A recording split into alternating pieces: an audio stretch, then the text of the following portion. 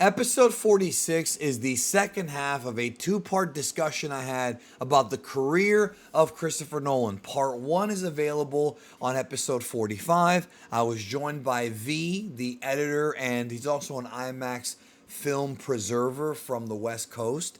And we talked about the history of Chris Nolan's career, starting with Following, going through with Memento, one of my favorite movies of all time. We talked about The Prestige, and we got all the way up to The Dark Knight and discussed Beyond Belief. Now with part 2, which is this episode that originally aired on September 18th, 2020. Here we talked about The Dark Knight Rises and the whole stick the landing thing with that trilogy. We talk about Inception, another very, very beloved Nolan movie, Interstellar, Dunkirk, and finally we talk a little bit about TENET.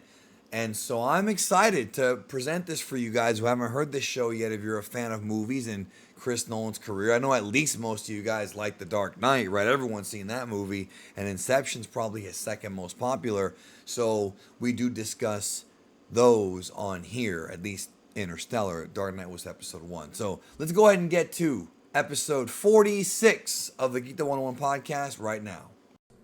All right, I brought V back to discuss the rest of Chris Nolan's career here on the Geekdom101 podcast. And how are you, brother? I'm good, man. It was a fascinating conversation to dig into the life and career of Nolan. I can't wait to go through the rest of his iconic work.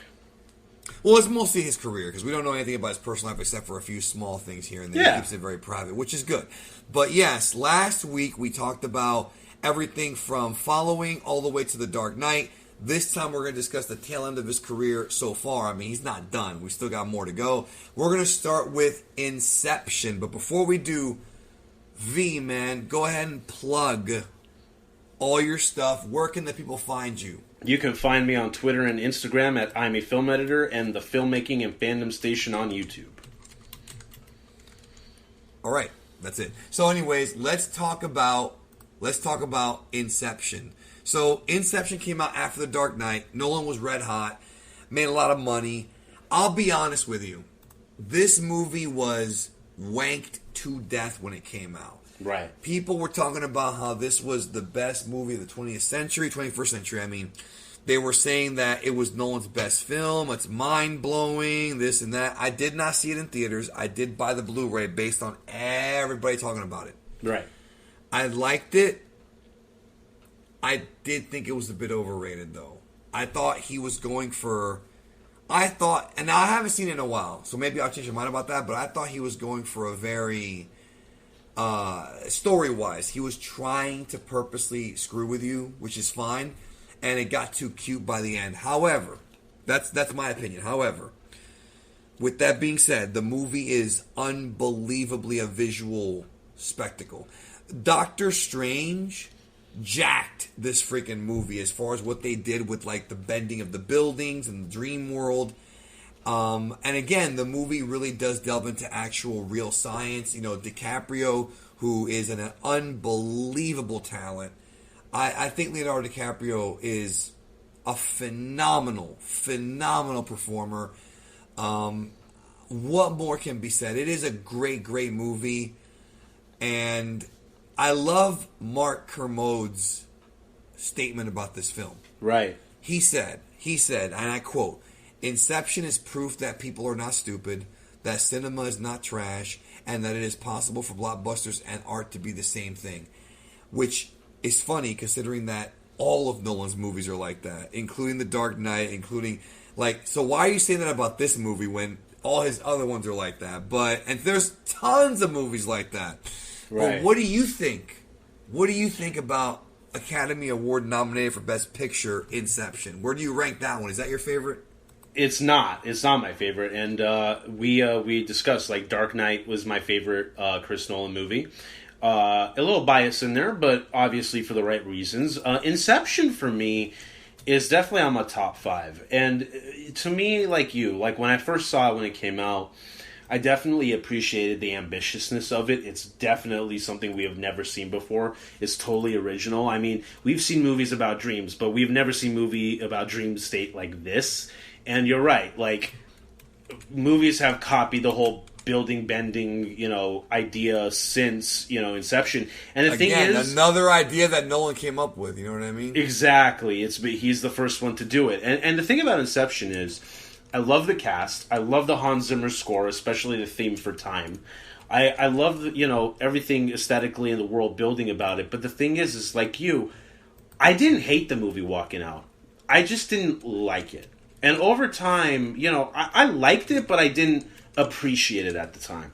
Now, right. That's what I'm saying. I think I have to watch it again to really. I'm just being honest. Like I don't hate it. It's just I didn't think it was the best movie of the year. Right. And watching it recently, I appreciated it that much more. I think it's just one of those movies that you have to be in the mood to watch. In my opinion, I think you have to be in the mood to watch it. And we're gonna go through the rest. And it's long. It's like 2.5 hours. It's long, and the thing is that you feel that it's long. And the thing about the other Chris Nolan movies is that they're long as well. Some even longer, but the pacing is so good you don't realize it's that long. But with Inception, I wouldn't say it's a drag. I just feel like you have to be in the right mindset to watch it, and you have to be fully committed. But when you are in that mental state, it's really, really great. Like, I really appreciate this movie much more than I did when it first came out. Like, it's an epic. It's visually stunning. It could be only conjured by a mind of a visionary, which is Chris Nolan. Like, the movie, to me, is still not one of his greatest, but it's on my top 5, and it's very good. It's very good. Right. Now, also the cast. I mean, I mentioned DiCaprio, Joseph Gordon-Levitt. We've got all of the Chris Nolan favorites in this one. Marion Cotillard, yeah. I was going to get there. Ken Watanabe. We've got Cillian Murphy. Of course, Michael Caine. And yes, Marion Cotillard, who, in my opinion, is extremely attractive. I thought she was really hot in The Dark Knight Rises. I agree. French girls, bro. French girls. Marion Cotillard is hot. You know who I like, bro? The Italian chick from... Dude, she's like really... I can't believe I forgot her name now, bro. She is like a 10 out of 10, bro. She's from The Matrix, bro. Right. Yes, I know who you're talking about, yes. Okay, what's her fucking name then? Monica Bellucci. Yes. Monica Bellucci. She was also Inspector. I love Monica Bellucci. Yes. She wasn't... Dude, she... Oh my goodness, bro. Yes. That is like the good Lord creating, which I think she was in one of those kind of movies, right. But perfection. No, she's the good Lord making the definition of what beauty is in a woman, bro. In my opinion, yes, she's stunning, and at her age when they filmed Spectre, still spectacularly stunning, still stunning. Still, also actually, this is not about Nolan, but who gives a shit? What's her name now, bro? My brain's farting right now. I'm sorry. Salma Hayek. Yes. She's been a MILF for like 20 years, and she's still a MILF. Like she's not going to not be cute. Exactly. Some people will always still have it, Yeah.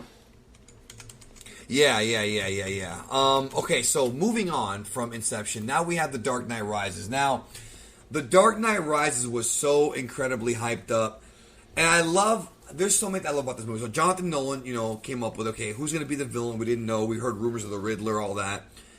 It's Bane, but it's a different kind of Bane. And the whole idea behind Bane was that Nolan wanted to create a character that was physically threatening to Batman, because the Scarecrow and the Joker are not physically threatening to Batman. He's trained ninja. But what happens if he goes up against another trained ninja who's bigger than him? And that's what the story is about. And not to mention trained by the same guys that trained him. Right, the League of Shadows. This movie... Absolutely. I was obsessed with this movie, and I just want to say this.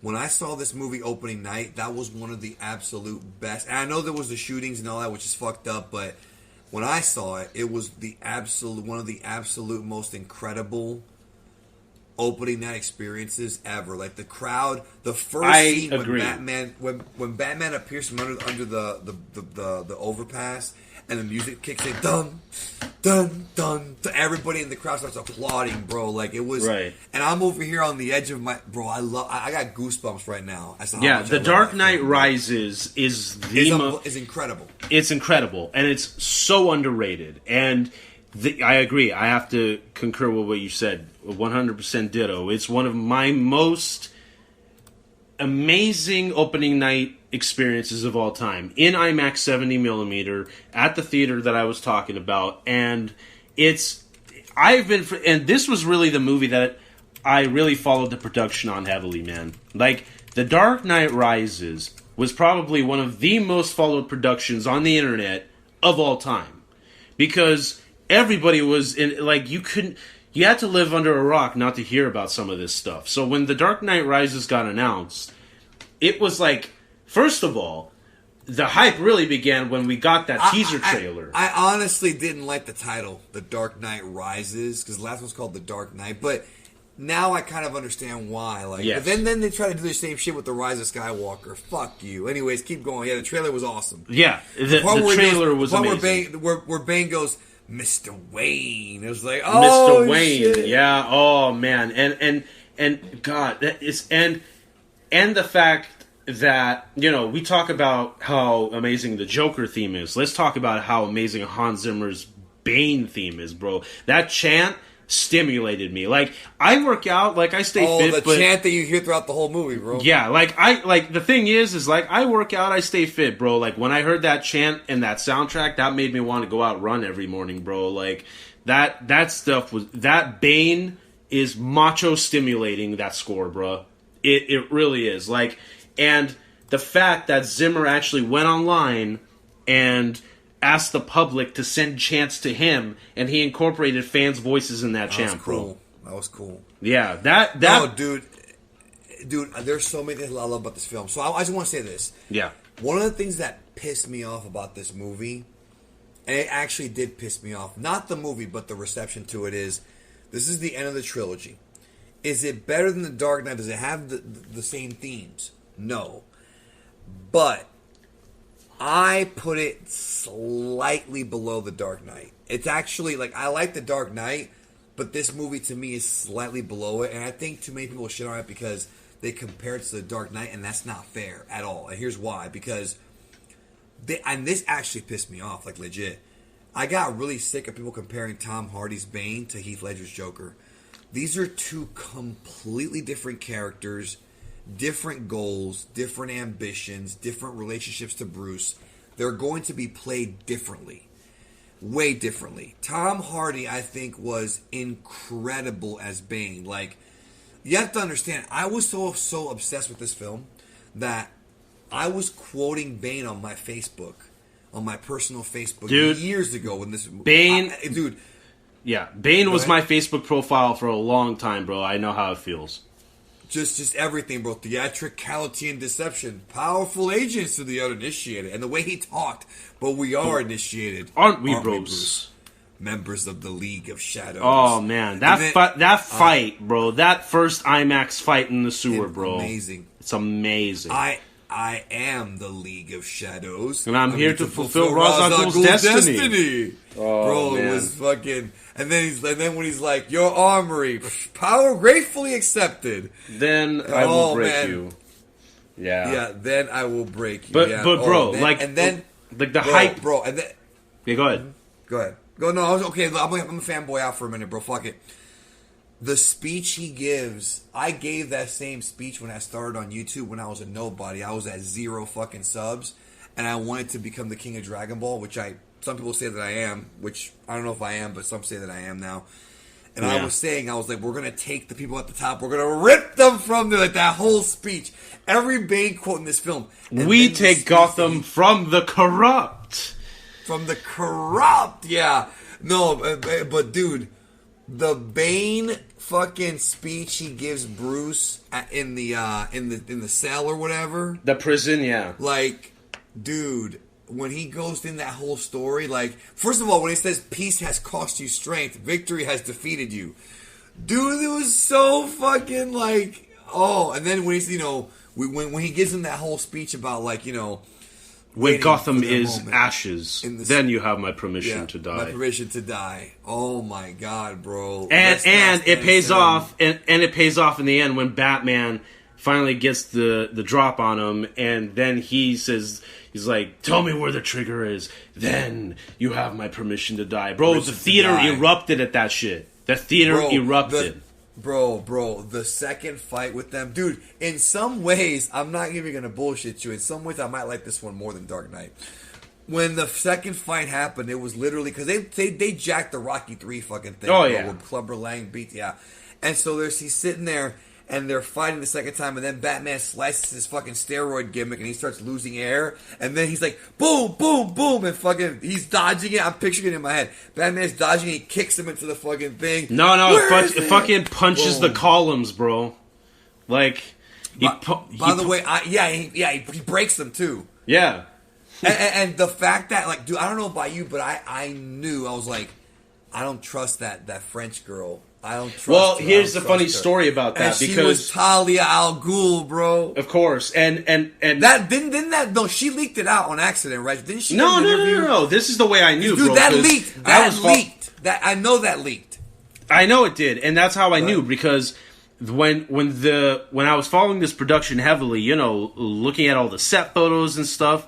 And they had they had pictures of that scene when she's wearing the tunic, which looks like she's on the bad guy side. I was like, oh. Right. Yes, that's right. The one in the city hall, right? Coming downstairs. And she's like standing on top of the Batmobile / Tumbler.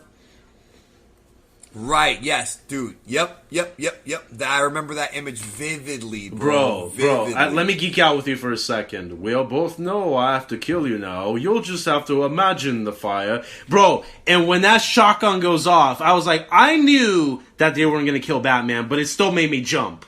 Because you're like, oh, shit. Like, dude. No, dude, without going into spoilers for some, the end of this movie, bro, with what happened, like the way it was set up with the coffee shop in Italy. It's so emotionally satisfying. It's so satisfying. Bro, people were crying. Michael Caine. Let's talk about Michael Caine for a minute.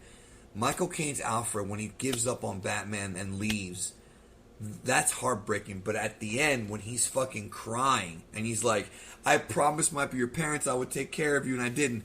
Bro, the entire theater was crying. Michael Caine's tears transmitted into the theater, bro. Think about that for a minute. And then at the end, when Lucius is like, oh, wait a minute, it was disabled. Then they cut to the fucking...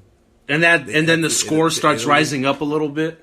Yeah. And then they cut to Italy and you see him, and then the girl I was with at the time was like, and he's with Catwoman. She's crying, bro, because they make you think Batman's dead. She was literally in tears, bro. I'm watching with my chick at the time, and she was in fucking tears, bro. And then when they show him at the end with Anne Hathaway, who's super fucking hot in this movie, holy shit, wearing Bruce's mother's pearls, by the way, because you actually see that. That's a good thing you picked up on. She's never been hotter than in any movie but this one, bro. This is her. That one shot of her on the Batpod, bro. That one shot of her on the Batpod, dog. Like, come on. My mom told me never going in cars. This isn't a car. Oh man, it's so bro, good. And she kicks ass too, bro. And I love when he flies away and they have that shot of Bane just watching. Right. Oh, it's so fucking good, bro. I love let me lay in on something. People are gonna think I like this more than Dark Knight, but this was an experience, bro. Let me lay in on something on the geekiness here. You have all of that emotion in fantastic performances, Chris Nolan's, incredible directing. Then in comes this epic scene. One of the most epic scenes to start any superhero franchise is the airplane scene with Bane. That scene is... Oh, of course. It's so good, bro. That opening plane scene, bro. The fire rises, my brother. Oh, dude. And that Hans Zimmer score. How relentless is that score in that scene, bro? It's incredible, bro. The only thing that I thought was a little bit... There are some flaws. First of all, seeing Batman when he climbed out of the pit, that whole thing was incredible. Like, that was so emotional. This movie... The thing about this movie is this film is more emotional than Dark Knight, I think. Yes. I think it is. I completely agree. What didn't make any sense is how Bruce got back into Gotham without getting spotted. They blew up all the fucking bridges and shit. That never. But to me, that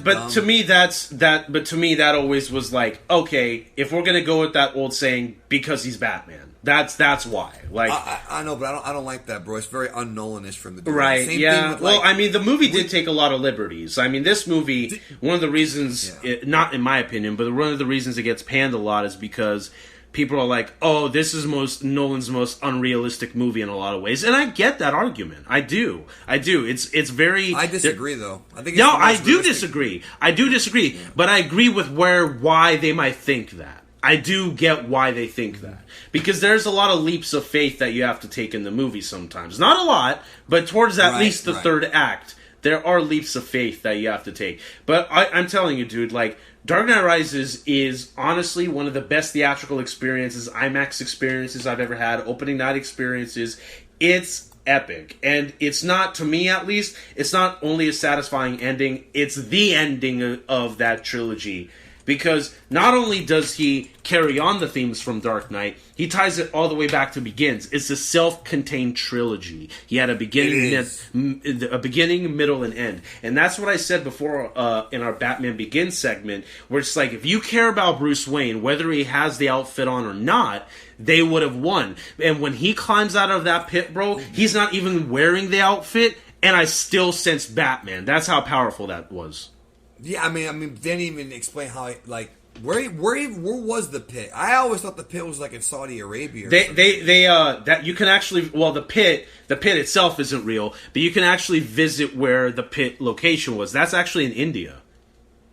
Okay, but I'm saying in the world of the movie, where was the pit? That's what I'm curious. I would assume it's somewhere. Well, it's probably where Bane is from, so that is where Bane is from. So he's from Mexico in the comics, so I mean, right? Well, Tom Hardy said that his Bane has some Latin descent to him, so I that's where I would put it. I think. I also, one of my friends told me, he goes, "How much you want to bet that he's like you? He's in the L.A. connected in the L.A. scene with movies. He used to work in the movie industry. He goes, right? How much you want to bet that Tom Hardy shows his face in the movie?" And I'm like, "How?" He's like, these actors they have egos, and they love to show their face. And lo and behold, in that flashback, when they moved it, you see Tom Hardy's face. I'm like, fuck, he called it. Exactly, yeah.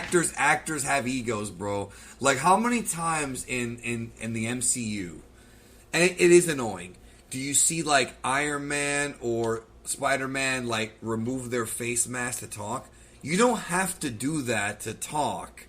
Like, I was watching Endgame. Well, like Iron Man gets away with it more because you can see inside his HUD helmet. That's different.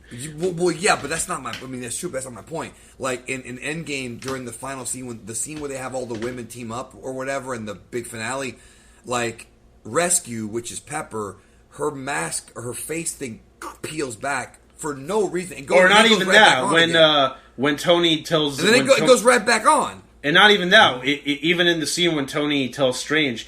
You said 114 million, yeah?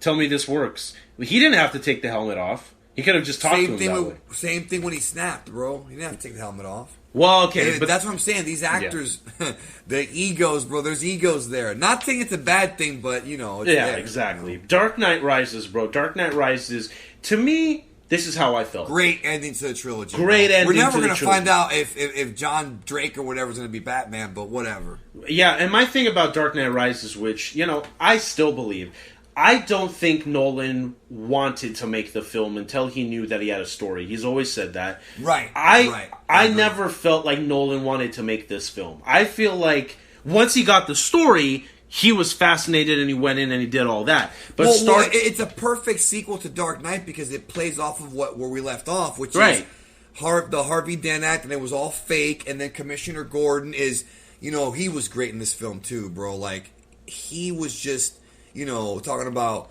how he sold himself out he sold out Batman for the better of the city, and also, like I said, Anne Hathaway is incredible because she's like a tweener.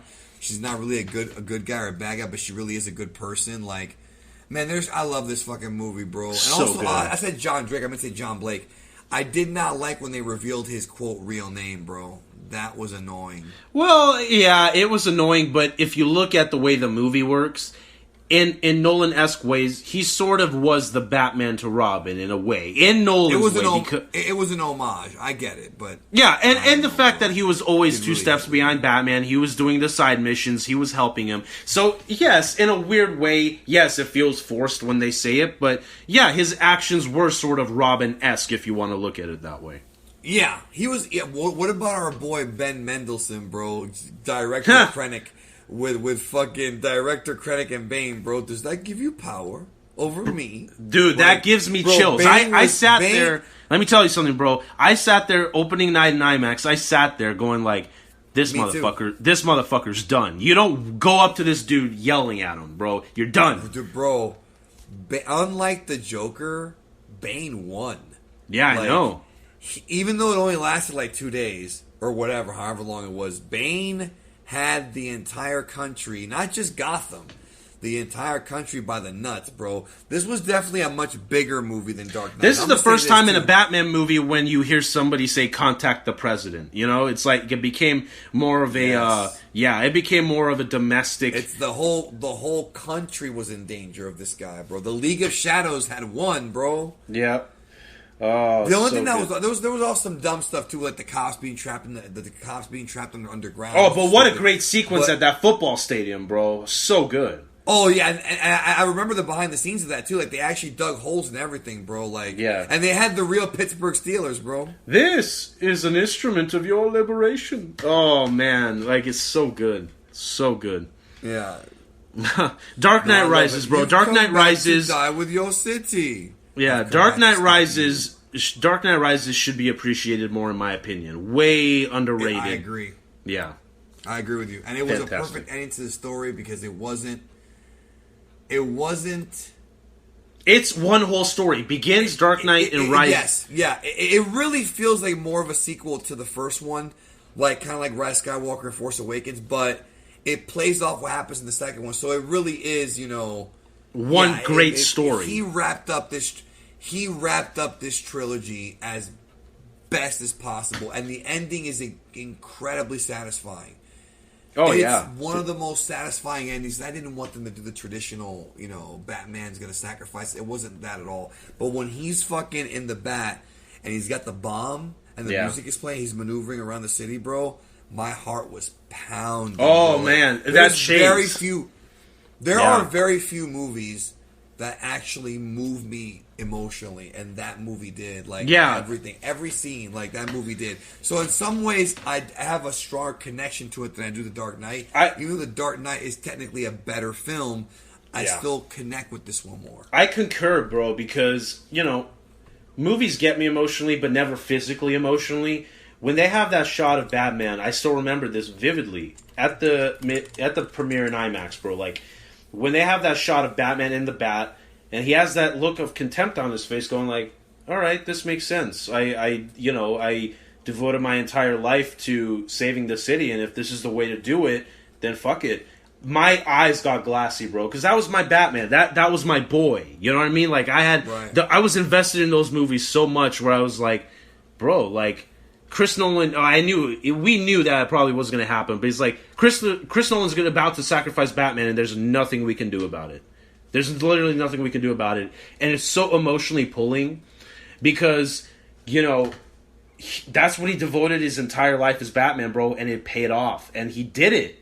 He saved the fucking city. And so it's so emotional for me when we got to that moment. And like you said, the way it ends and when he gets that happy ending, it's so emotionally satisfying, bro. Dark Knight Rises is epic. So now after Dark Knight Rises, at this point Nolan's like red hot, like he can do anything. Then we have Interstellar. Now this is a very different movie than the Dark Knight trilogy. Much more. I mean, Anne Hathaway's in it, so I mean, there's that similarity. Michael Caine is in everything, and then we have Matthew McConaughey in the lead. This movie felt a bit more like a classic sci-fi film. Like it reminded me of movies like Contact and like Apollo 13. Not in so much in the way they were, but just it was very spacey. I mean, it's a space movie, but I feel like this movie is also very emotional, and it's also I mean, it takes place in the future, so this is much more of a science fiction film. Like, that's what this is, pure sci-fi. And there's other, like, Tenet has sci-fi too. I mean, there's elements of sci-fi, but this movie feels like sci-fi. This movie feels like an episode of Star Trek in some ways. Right. But I like it. I like this movie. Yeah. What do you think about Interstellar? Not Inception, Interstellar. Sorry, yeah. Interstellar. Interstellar is astoundingly powerful. This movie is so fucking emotional. Like, yeah, sure, there are plot holes and things that might not work, but the central relationship between Coop and his daughter is the driving force of this movie. So when you go on that journey with him, it's so emotionally gripping. And obviously, you know, we're not going to do spoilers, but by the time you get to that third act, it ties it back way back to the beginning. And it's so emotionally powerful. And the thing is you know, of course, I have to interject IMAX in this. Up to this point, Nolan has pioneered IMAX film. This, up to that point, and even though Dark Knight and Dark Knight Rises had incredible IMAX photography, this movie took it to the max. This took it to the max. Is an IMAX masterclass. This is what true immerse, bro. When they're going into that black hole and they're going through the wormhole, that is IMAX masterclass right there, bro. That is like, it was like a drug trip, bro. Like, I don't enforce it, but I cannot imagine watching this movie stoned in an IMAX theater, bro. Like, this movie is so epic on scale, and it's so ambitious. And we talk about how Tenet is ambitious. This movie at the time, bro, still, even to this day, it's so ambitious. And it's like, what a journey. You actually feel like you go on a journey. A lot of outer space movies are like, okay, we're going here. Nah, movie's over. No, you feel like you went on an odyssey on this film. And you talked about... And it's very... Apparently it's very realistic because Neil deGrasse Tyson talked about this movie. So and Kip Thorne... That Nolan described black holes is pretty much what the scientific theory believes. Yeah, and Kip Thorne, who's a physicist, is a producer on the movie. And he was the one that they went to for scientific expertise. But the thing that I was saying, and you said before on part 1... of this podcast, was if Nolan was inspired by Star Wars, Nolan has also admitted he was very inspired by Stanley Kubrick's 2001: A Space Odyssey. This film, Interstellar, is his 2001 for a new generation. That's how I view this movie. This movie is epic. I mean, this is your favorite. No, it's not my favorite. Dark Knight is my favorite. But this... Okay, you never fucking told me what your favorite was, bro. I did. I said it in the beginning of part 2. Didn't. I did, bro. Whatever. I did. Right. Go back and listen to it.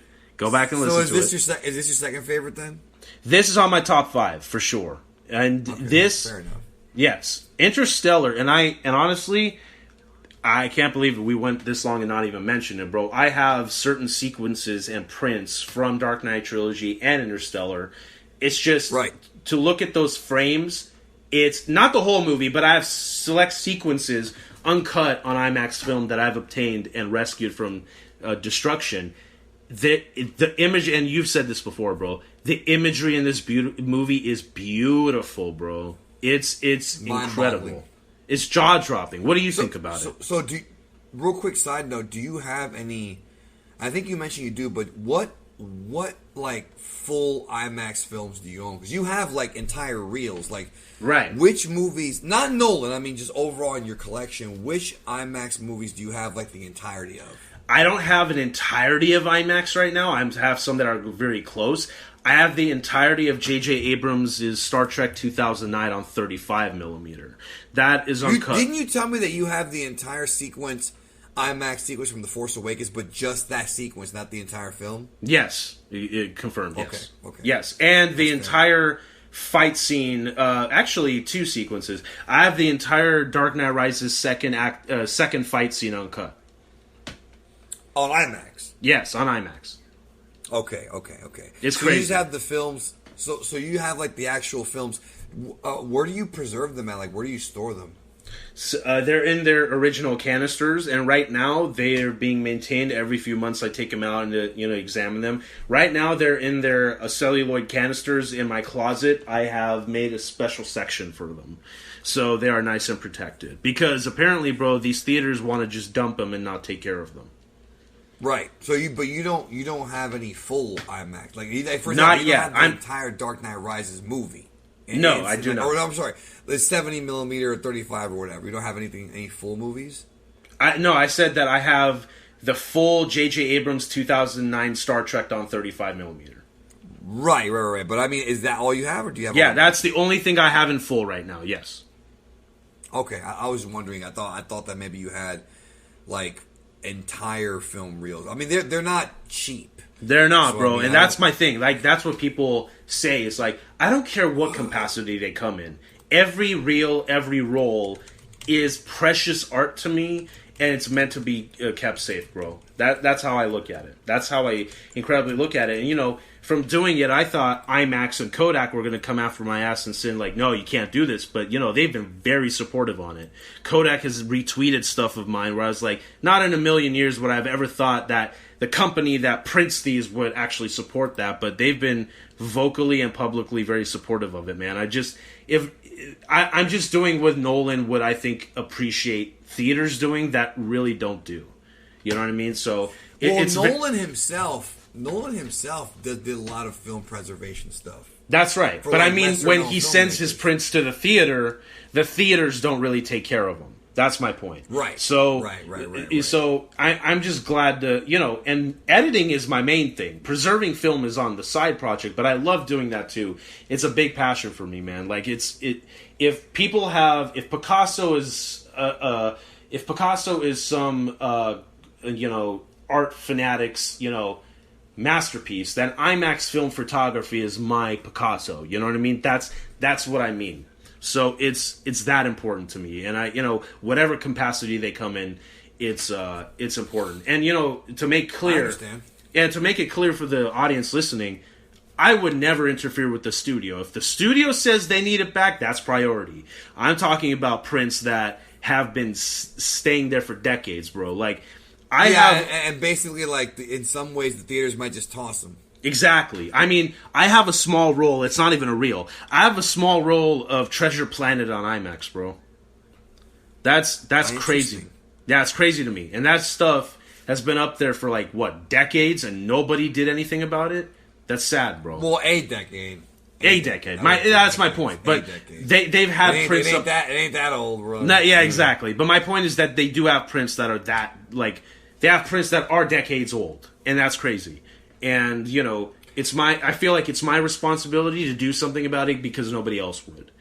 And, you know, it's just because I love it, man. I can't look at it in any other way. But tying back to Interstellar, that's what I meant. Yeah. Like, the IMAX photography in Interstellar is breathtaking. I don't know if you saw it in IMAX. I actually didn't see it in theaters at all, which is one of my biggest regrets. I wanted to see it in 70 millimeter. That was the goal. Yeah, I wanted to see it in 70 millimeter IMAX is the way that Nolan really wanted it to be seen.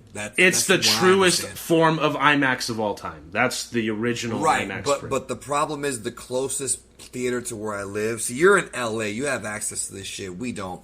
The closest theater that showed this movie in 70 was like 6 hours away. So right.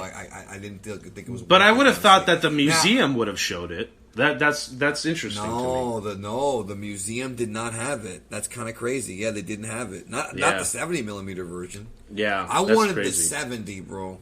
I wanted the 70. Yeah. I wanted the max because I remember I saw Hateful Eight in 70. Remember the super widescreen, the road show that they did. Yeah.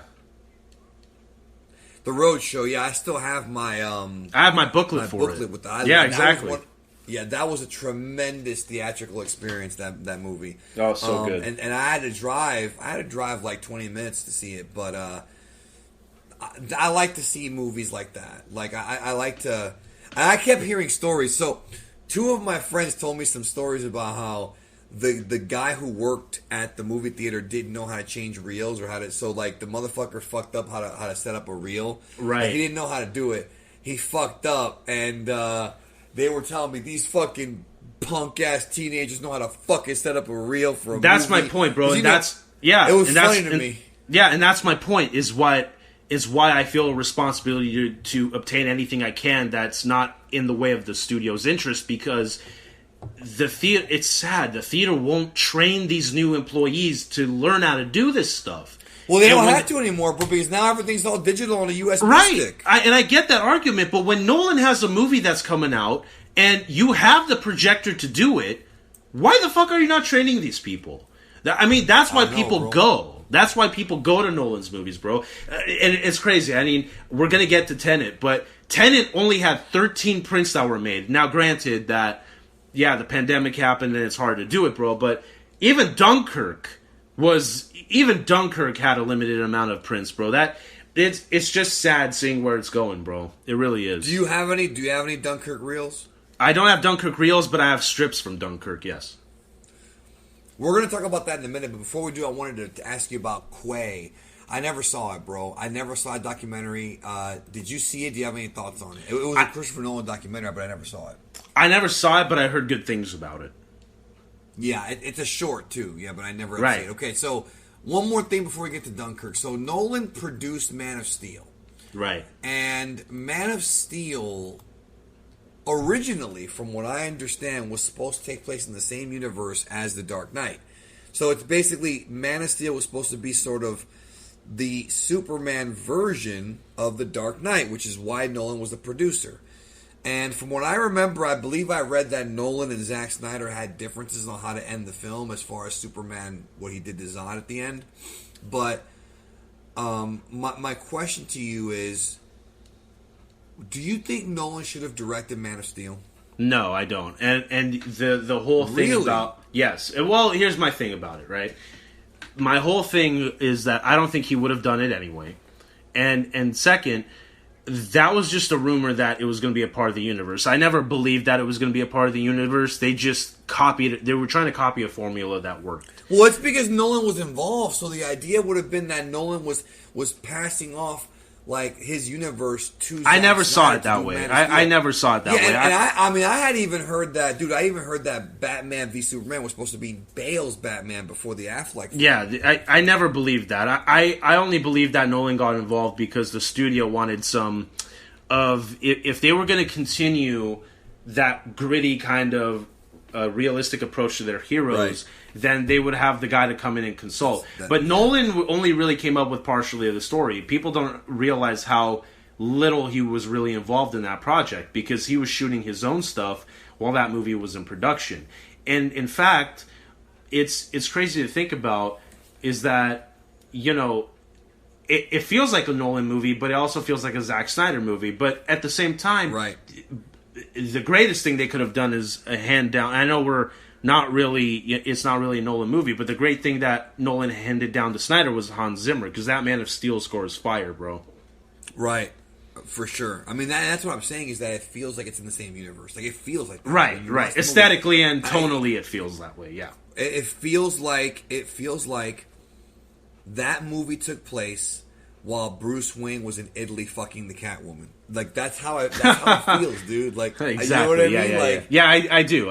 But I never saw it that way, but I get why you're going with that. Yeah. Well, I mean, like, the sequels, like Batman v Superman, Justice League, they're not like that. But you know what's weird is Nolan is still being listed as a producer on Justice League, but from what I understand, he's not involved at all. No, he's not. He's only getting credit for coming up with the universe, so to speak, in a weird way. But it's not really the universe. That's what I mean. It's just a strange thing, which I never really... I never saw them in the same universe, nor do I really count that as an actual thing. So, Patty Jenkins is Wonder Woman. Your chick. She's that was different, but I still feel like Christopher Nolan's Justice League could have actually been pretty interesting. Right, exactly. But I'm glad he did the trilogy the way he did it, because then he moved on to the other projects he wanted to do, such as the next one segueing into is Dunkirk. Dunkirk is. Dunkirk, yeah. So Dunkirk was a war movie. So Nolan, in his catalog of films, he's got suspense thrillers. He's got a superhero film, science fiction, got 3 superhero films. He's got science fiction. He's got now he's got a war movie and a spy movie, which would be Tenet. So he's got a war movie. I did not see this in theaters. Right. I this movie was very interesting because Right. the movie felt... I don't know if this was done on purpose, but a lot of this movie felt like it was like a documentary. There was not a lot of dialogue. It was very visual. And that's why I regret not seeing it in theaters, because I feel like I should have. This was an amazing IMAX experience on 70mm, bro. Yes. Right. But it's funny, because Interstellar was this sort of grandiose science fiction space film. Dunkirk was way more grounded in reality. It was a realistic war film that Tarantino himself loved. But it's the first time that Nolan...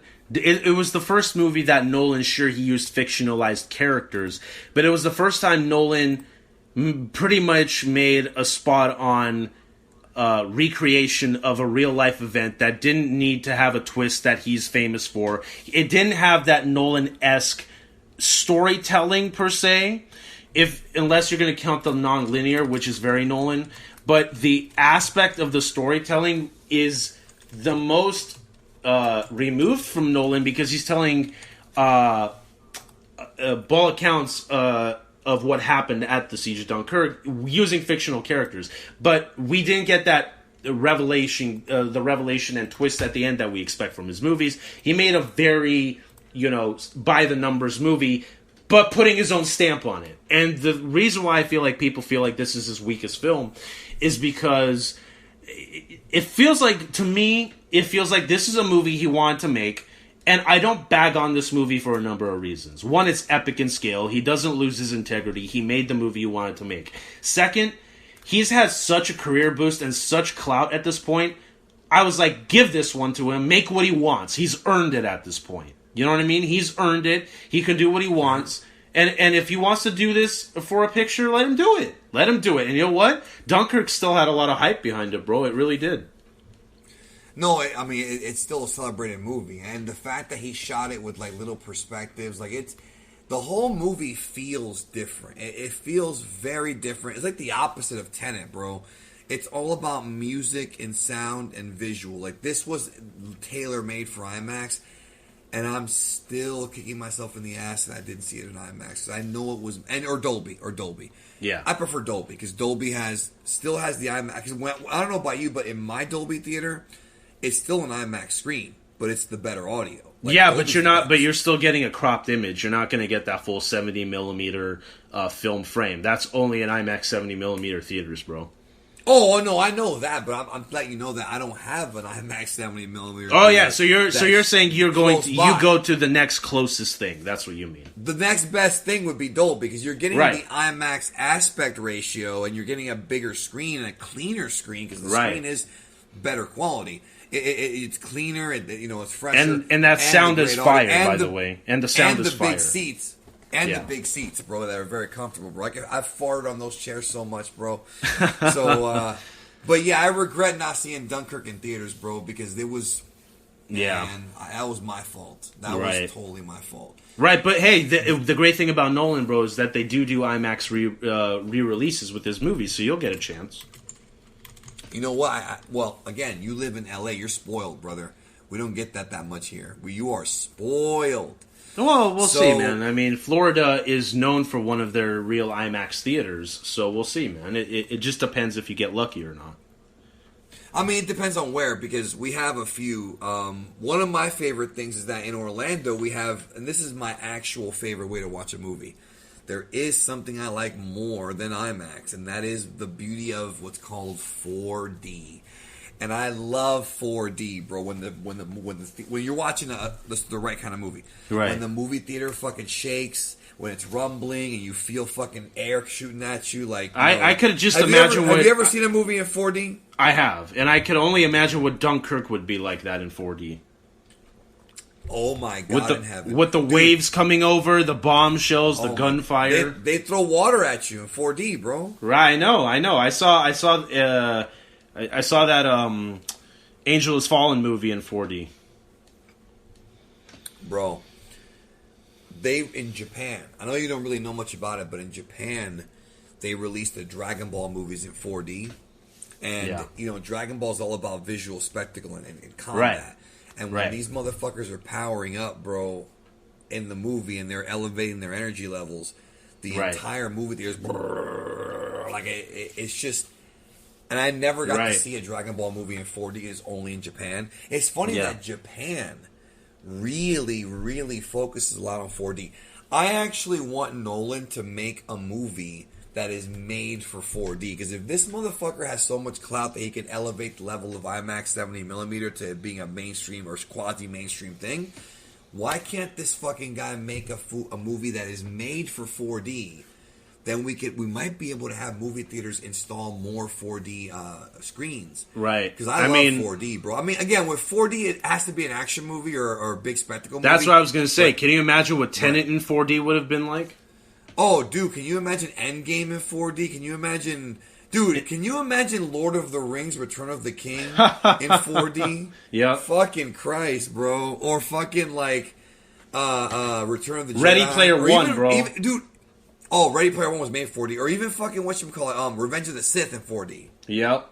Oh man, dude, if like the lightsaber clashes, like make it warm and shit. Oh, it'd be great. Oh, so we're gonna wrap it up with Tenet here. Now we already did, you and I, a spoiler discussion about Tenet on your channel. Right. That's Go ahead and plug your YouTube channel again. Yeah, you can find the spoiler review with me and Geekdom on the Filmmaking and Fandom Station.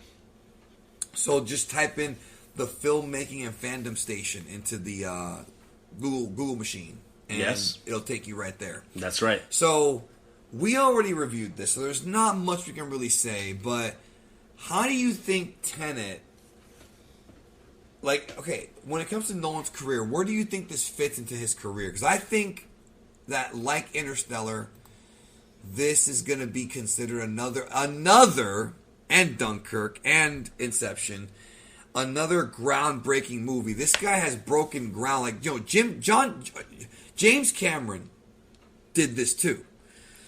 Like, changing the way movies are made. Right. This guy's Nolan's kind of doing it, bro. And I feel like Tenet is another one. I'm going to say this right now on the show, bro. Tenet is my second favorite Nolan film. So Dark Knight is number one, Tenet's number two? That's right. Well, I mean, you've seen it 7 times, so I mean, I respect it. By the way, did you hear about the rumor that, I don't even know if it's a rumor, that he's actually trying to find, or not find, but basically what he wanted, I think he actually already did it. Didn't Nolan discover like a 70mm print of 2001: A Space Odyssey and like clean it up and shit? He cleaned it up. Right? Not only did he clean it up, he actually screened it. Yeah. That's crazy. That is nuts. Yeah, that's crazy. But Tenet, bro. Tenet is, if I can't talk spoilers on this because the movie's just come out, but if well, we got it on your channel, bro. Exactly. And if The Dark Knight for a lot of people is Nolan's apex, this movie is, in my opinion, Nolan's magnum opus, bro, because it shows that this dude never runs out of ideas, is always pushing the boundaries. And yes, are there plot holes? Yeah, maybe, sure, if you think there are plot holes. But the movie is such a journey like his other movies where you sit and going like, how does this dude keep stepping it up? And I'm going to tell you why he steps it up, because he genuinely loves what he does. And he doesn't pander. So. And he doesn't and he doesn't pander to the bullshit. And he just makes the movie he wants to make. The dude has gotten so much clout at Warner Brothers right now that they can't touch him. He wants to make a movie the way he wants to make it. They give him the money and he goes.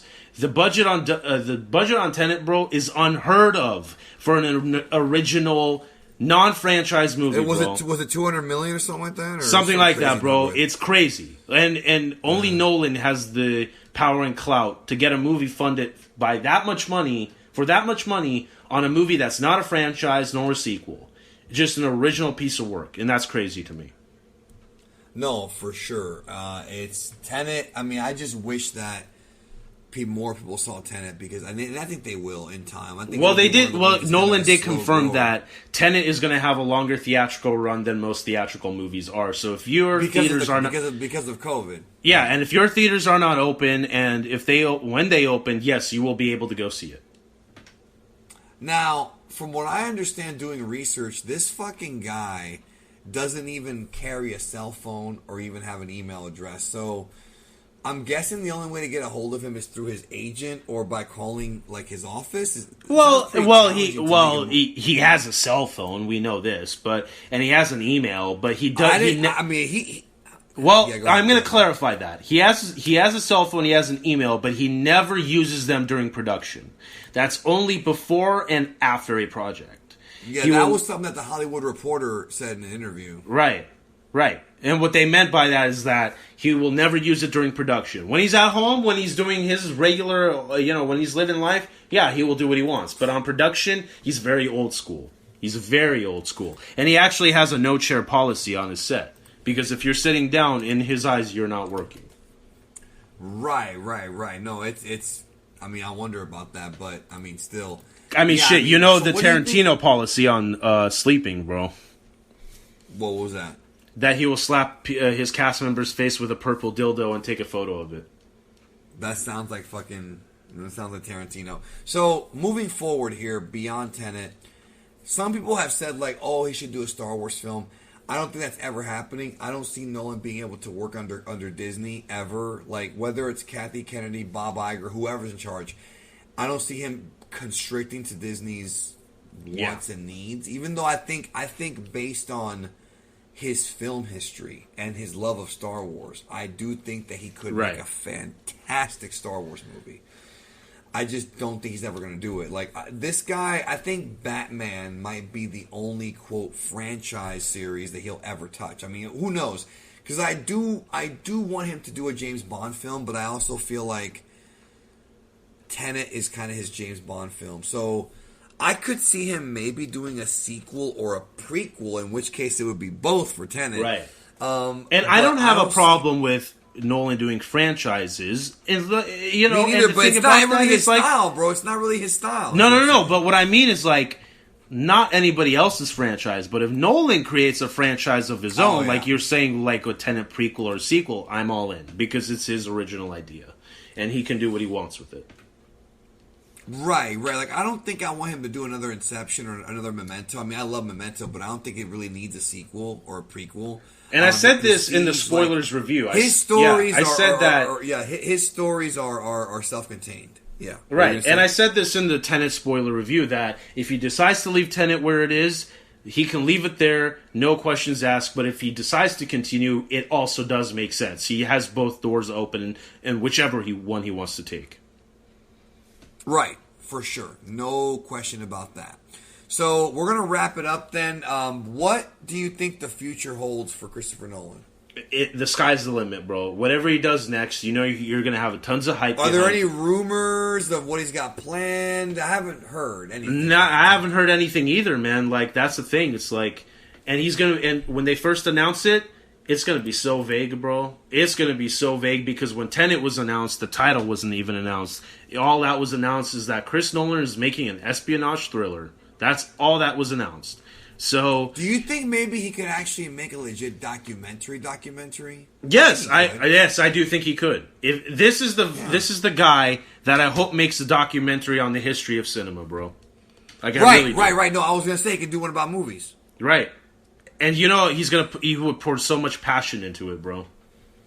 I would love to see that. So go ahead and plug all your shit one last time before we get out of here. All right, so you can find me at I Am a Film Editor on Twitter and Instagram, and you can catch me on YouTube at the Filmmaking and Fandom Station, which right now is premiering the Tenet spoiler review with Geekdom that we just did. Fantastic. So everybody check that out, and thank you, V, for being here, man. We got 2 episodes done, and the history of Nolan Part 1 and Part 2, and I'm excited to upload those. Oh, it's going to be fantastic. There's no better guy to do a 2-parter podcast on than Chris Nolan. Right. And there's a great career, and maybe in 10 years we'll come back and review whatever else he does, because the guy's going to keep making movies. Usually every 2 or 3 years he has a new movie coming out. So yeah, and he's going to blow our minds again, bro. You know that we're going to have a monumental experience with whatever he puts out. I hope so, but I don't want him to stay around forever. I do want him to eventually retire before he makes the Bonfire of the Vanities, bro. You know what I'm saying? Right. You want him to hang the jersey before, he makes a fool of himself, pretty much. If he wants to be the greatest director of all time, then he needs to make maybe 2 or 3 more, and then that's it, I'm out. Exactly. Don't overstay your welcome. The guy's already wealthy anyways, bro. He'll be good. He's British. Right. Which means he's very wealthy. He's got to have that Tarantino mentality, bro. Right. All right, well, thank you again. Thanks, everybody, for listening, and we'll talk to you on the next one.